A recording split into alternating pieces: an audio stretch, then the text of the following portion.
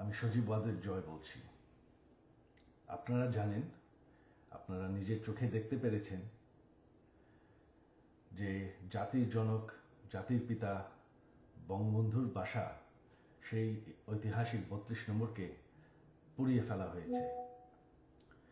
এই প্রটেস্টার তো বলবো না, এই মব জাতির পিতার বাসাকে পুড়িয়ে ফেলায়। সেই বাসা যেখানে বঙ্গবন্ধুকে হত্যা করা হয়, বঙ্গবন্ধুর আমার পুরা পরিবারকে হত্যা করা হয়, যেই বাসা ৭৫-এর খুনিরাও ধ্বংস করার সাহস পায়নি, যেই বাসা এখন এতদিন ওনার মিউজিয়াম ছিল, সেই বাসাকে তারা পুড়িয়ে ফেলেছে।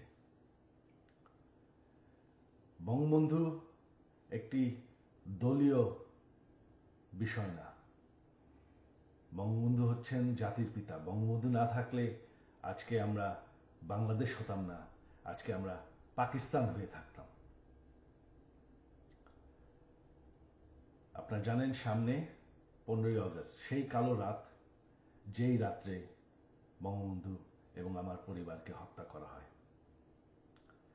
আমার আহ্বান বাঙালি জাতির কাছে যে আপনারা যদি স্বাধীনতার চেতনায় বিশ্বাস করেন, আপনারা যদি বাংলাদেশকে ভালোবাসেন, আর এই যে বাংলাদেশে বাস করছেন, এটাকে মেনে নেন যে বঙ্গবন্ধু আপনাদেরকে স্বাধীনতা দিয়েছে, আমাদেরকে স্বাধীনতা দিয়েছে। এই 15ই আগস্ট আমার আহ্বান আপনাদের প্রতি, শান্তিপূর্ণভাবে ৩২ নম্বরে গিয়ে ফুল দিয়ে আসবেন, দোয়া করবেন বঙ্গবন্ধুর জন্য, স্বাধীনতার চেতনার জন্য এবং আমার পরিবারের জন্য।